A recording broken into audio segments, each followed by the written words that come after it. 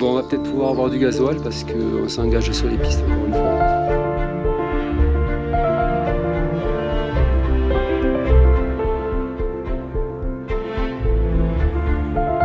Bon, après avoir mis de l'essence au début du diesel, on repart.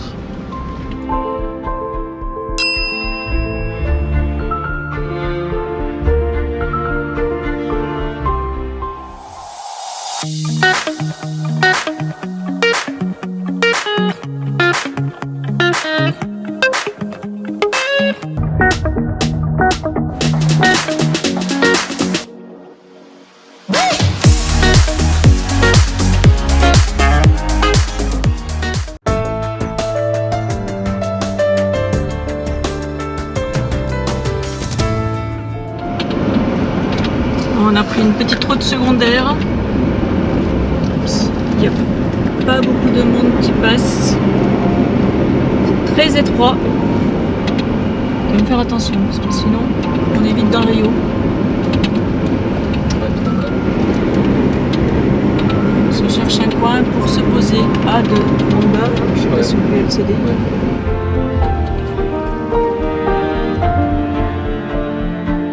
Après avoir visité ce magnifique site de Tambo, Colorado, site Inca, nous nous enfonçons dans les montagnes par de petites routes à la recherche de la tranquillité.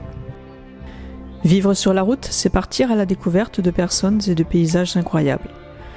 Mais c'est aussi rouler vers l'inconnu, la liberté d'aller où le vent nous pousse. Ne pas savoir de quoi sera fait le lendemain.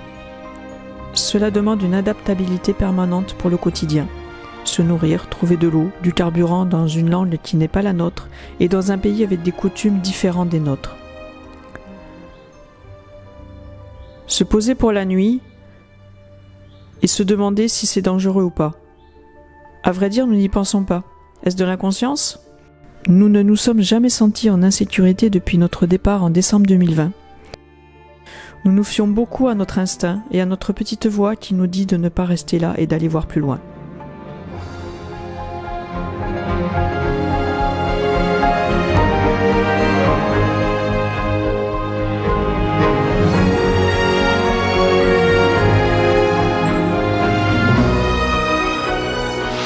On a une belle cascade là.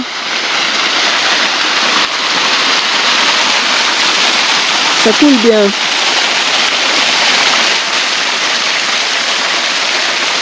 C'est joli ces roseaux là. Enfin c'est pas des roseaux, c'est des... avec cette couleur un peu rouge, bordeaux.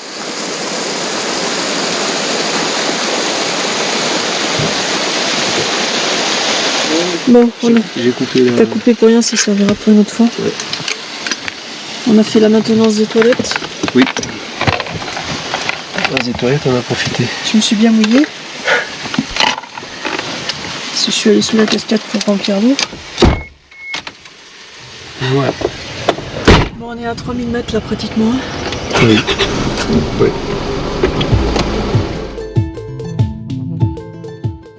C'est avec prudence que nous continuons sur ces routes de montagne, devenues pistes à certains endroits, à cause des éboulis fréquents du flanc de la montagne.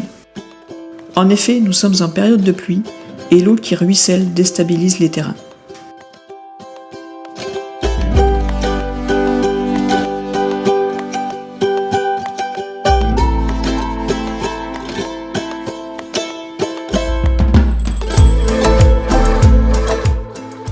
Tunnel de Chacoya.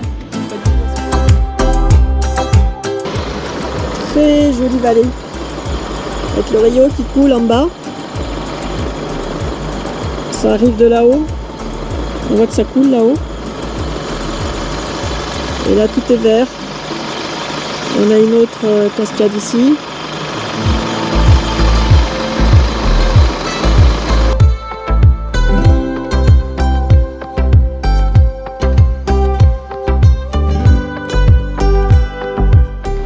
Petit village avec 3 maisons, Manzanares.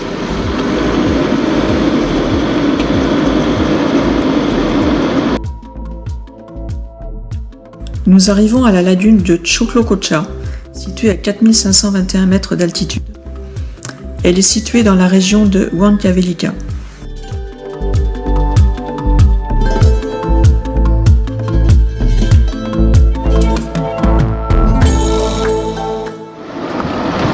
village encore là-haut. Perché au milieu de rien.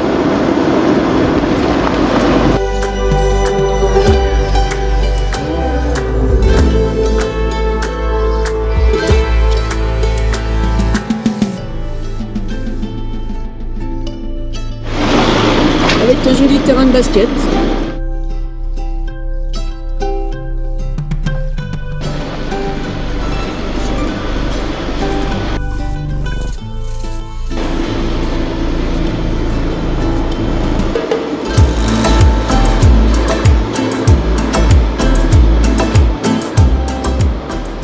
Oh, t'as vu là, ils ont des muselières. Ouais. Et bah, les petits loups. Petit pont de fer à côté du petit pont de bois.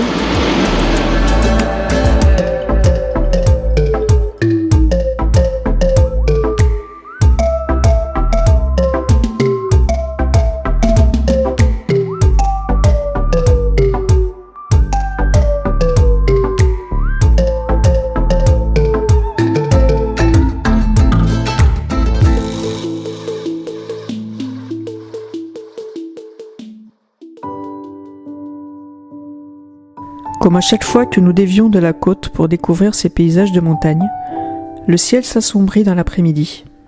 La pluie n'est plus très loin.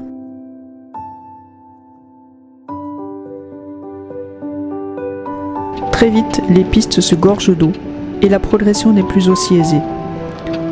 Nous devons rouler prudemment afin de ne pas risquer l'accident et ne pas détériorer Matsu.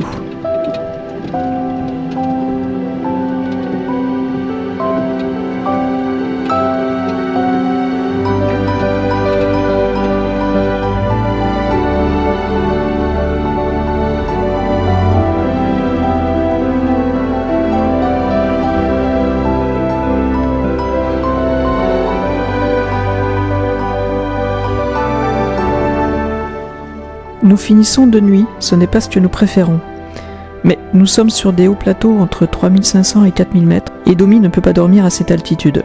Nous ne pensions pas que nous aurions autant de kilomètres à parcourir sur ces pistes pas toujours très praticables afin de trouver un bivouac à des altitudes plus raisonnables. C'est donc vers 20h30, 21h que nous arrivons dans le petit village d'Arma. Le lendemain, nous apprenons que la route que nous devions emprunter pour rejoindre la côte est fermée à une dizaine de kilomètres de ce village. Nous devons faire un détour par la montagne, nous qui croyons en être sortis. Nous n'avons plus assez de carburant pour ce détour, et il y a une personne dans le village qui est susceptible d'en vendre. Mais tout ne se passe pas très bien.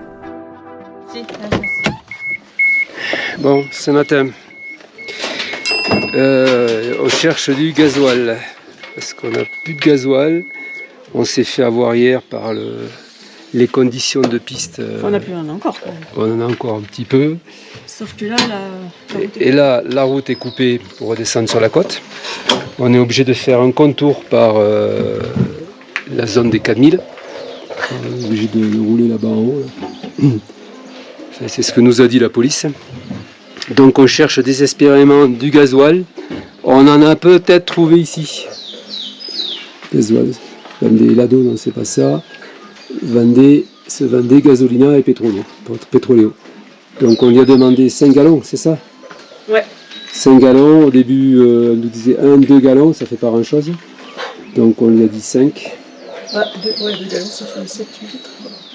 Ouais, ça fait à peine 8 litres, pas grand chose. Mais bon. Donc on a négocié. Encore un quart plus la réserve. Et tu vois, diesel, je vois aussi là-bas. Mais bon. Bon, on va peut-être pouvoir avoir du gasoil parce qu'on s'engage sur les pistes encore une fois. On ne sait pas trop ce qu'on va rencontrer. Parce que ici, les pluies ont été diluviennes. Hier soir, on a roulé de nuit pendant 2 heures. 1h30 sur les pistes. À un moment donné, on ne voyait plus où on roulait. C'était effondré par endroits. Donc là, ben, on repart. 5 gallons. 5 de estos. Gallon. Un galón es esto. Un gallon cinco. es esto. ¿Cuánto? Sí. 5 de estos. 5, sí. Sí, Posible. por favor. Vamos a poner este. Voy a traer una este. Bon, on a fabriqué un tamis avec un bas. Ouais.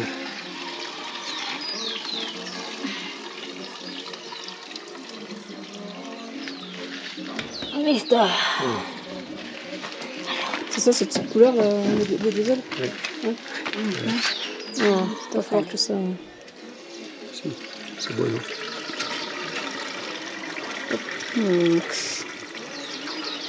Dios mío. ¿De dónde veniendo? Huancavelica. Si. Enfin, ¿Cuántas horas han echado de Huancavelica? C'est diesel, hein? diesel. Sí. C'est ça? ¿Cuántas horas? Ah, mucho. 4, 5. 5 horas. Si. C'est ça? Ouais. Es gasolina? Gasolina es. Diesel. Si. Pourquoi ça n'a pas la bonne idée? C'est pas... Hein? Ah, peut-être pas en prendre 5. Si c'est pas... Hein? Non. 3.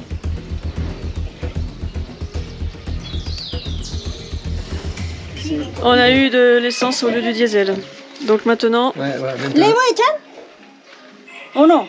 Comment? ¿Le echo? Si, si, si, si. Ah, bueno, yo no sé, ahí después no me estén haciendo problemas ni nada. Yo, Parce que là, Donc maintenant on met du diesel. esa máquina. C'est bon?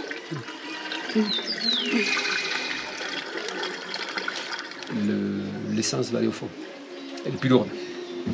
C'est ce qui risque de nous emmerder. Bah, si c'est au fond, c'est déjà ce qui est au-dessus qui va être absorbé, non? Non, c'est au fond. Donc Ah, c'est au d'abord fond. ce qui est au fond. Ce qui va être C'est d'abord ce qui est au fond. Voilà. Dos nomás. Mas, por favor. Putain, j'ai insisté hein, quand même, j'ai insisté. Diesel, diesel, diesel. Hein. Elle n'a pas cherché à comprendre en fait. Non. Elle a vendu au plus cher. Le plus cher, j'en sais rien. Mais... Ah si, c'est plus cher. Ah oui. Oui.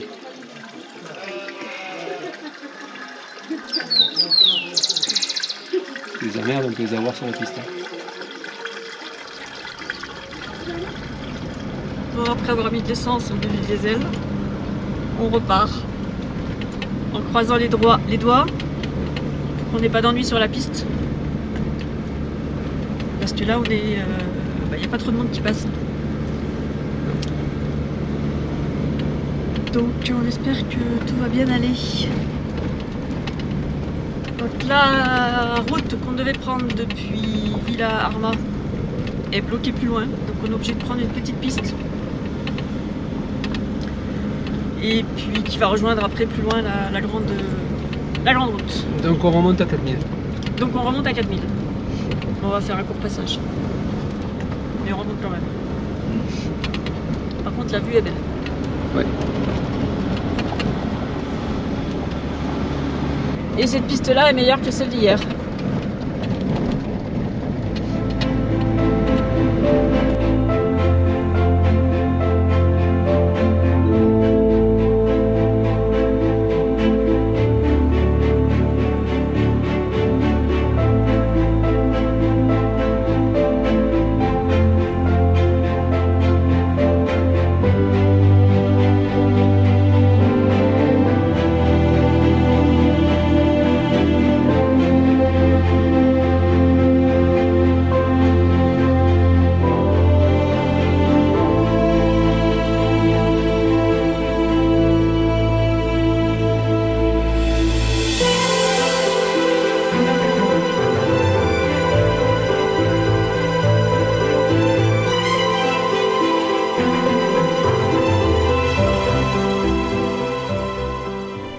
Après avoir parcouru plusieurs kilomètres sur un plateau à la fois rocailleux et verdoyant, nous atteignons un magnifique canyon.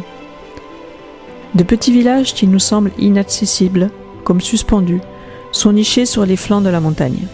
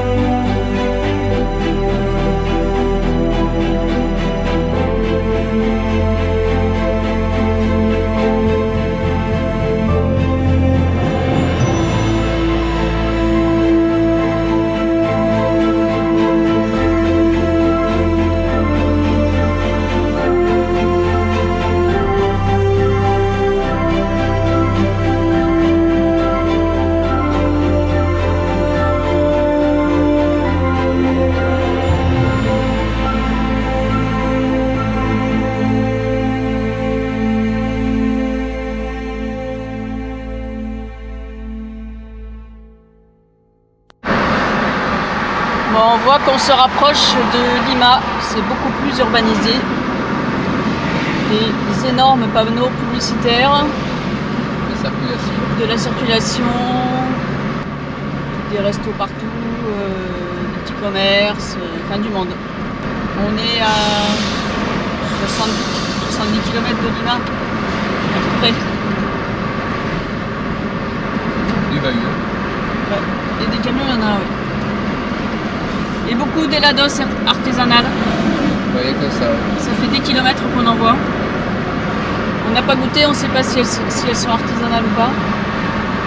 Là, comme le panneau publicitaire, là. Ah, énorme. Il est énorme. Quand on est à côté... Donc Lima, la capitale du Pérou, hein, bien sûr. On arrive à un péage, et il y a du monde. Et on est lundi, on n'est pas dimanche, on n'est pas le week-end. Ouais, je pense que oui. Le week-end, ça va être la folie. Hein. Un petit peu. Les gens qui rentrent des plages, qui retournent sur Lima. Et à tous les péages, il y a des vendeurs. Donc lui, il vend des boissons. Tout à l'heure, il vendait des alfarores. Voilà. Ils vendent à boire ou à manger. Il y en a qui vendent des glaces. Toute la journée, là, dans cette populace. Le bruit, la pollution.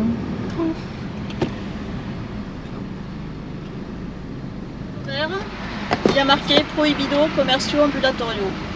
Voilà. Le commerce ambulatoire Interdit. est interdit. Il n'y a que ça. Il n'y a que ça. Et tout à l'heure, j'ai pas eu le temps de filmer. Il y avait un gros panneau interdiction de jeter les déchets. Ouais, alors ça c'est classique. Hein. Il y en avait plein, mais alors là, c'était énorme quoi. Et c'était à croire qu'ils le font exprès.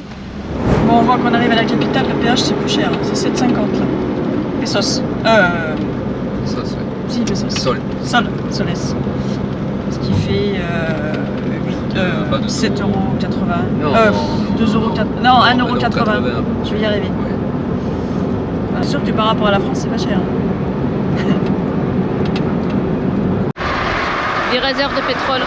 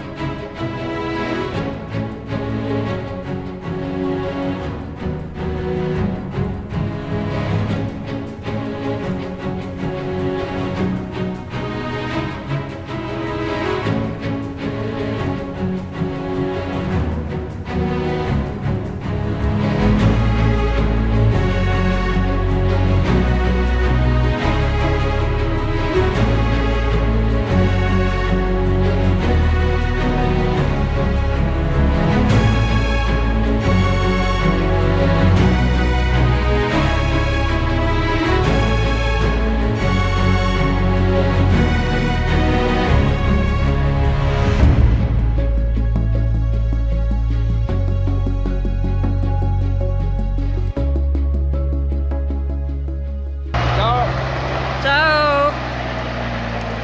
Herbert et France qui s'en vont, accompagnés de Marina. Voilà, ce qui fait que bon, pour prendre sa retraite, c'est pas l'endroit Bye bye.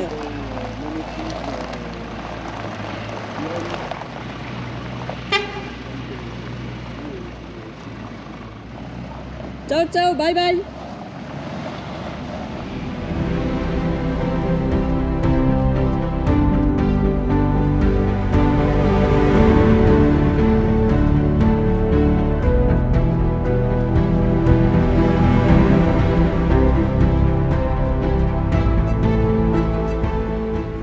Une dizaine de kilomètres avant Lima, nous trouvons un endroit pour passer quelques jours et se reposer avant d'attaquer le nettoyage de Matsu, qui va rester quelques mois ici, le temps de notre retour en France.